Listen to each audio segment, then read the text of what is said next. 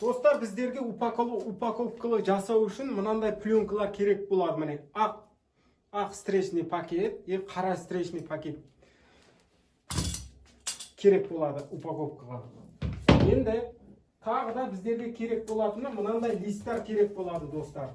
Өйткені біздерге қажетті болған картондарды таба алмаймыз, достар. Соның үшін қажетті болған размердегі. Соның үшін мынандай листтерді алып, өзіміз картон жасаймыз. Мынандай листтерді алып. Міне, достар, көрдіңіздер ме? Мына листтің размері, картонның листтің размері 1 метрге 2 метр. Достар, міне, 3 слойный картон осындай. Осы енді тағы да біздерге қажет болады мынандай заттар. Мынандай заттар керек болады. Упаковочный. Пузырный пакет, пузырный пленка.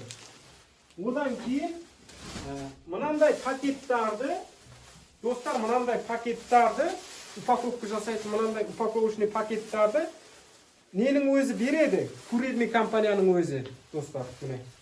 Например, достар, мынаған заказ кеп түсті қаланың ішіне.